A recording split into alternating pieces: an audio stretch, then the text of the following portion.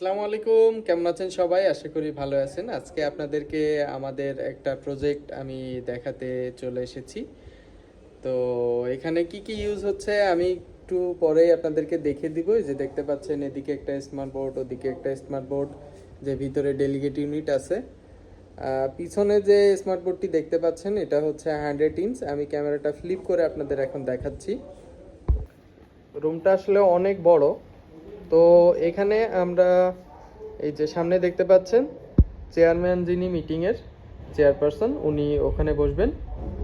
আর ওনার বরাবর এই যে একটা 100 ইঞ্চি ইন্টারেক্টিভ ফ্ল্যাট প্যানেল আরটিভের এখানে দেওয়া হয়েছে।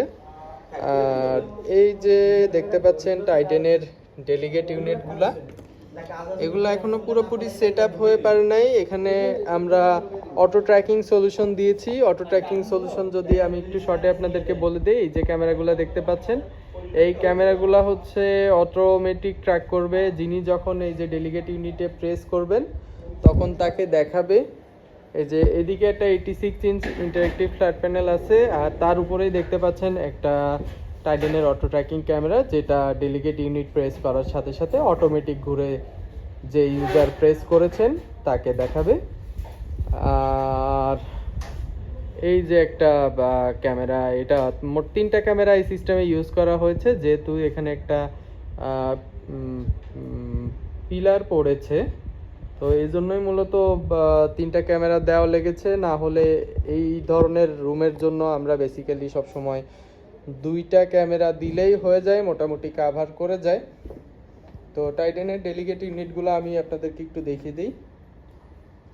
এটা হচ্ছে আমাদের টাইটেনের ডেলিগেট ইউনিট, আর এটা আমাদের চেয়ারম্যান ইউনিট।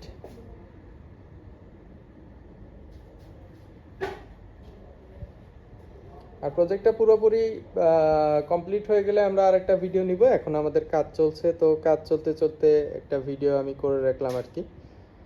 তো সবাইকে ধন্যবাদ।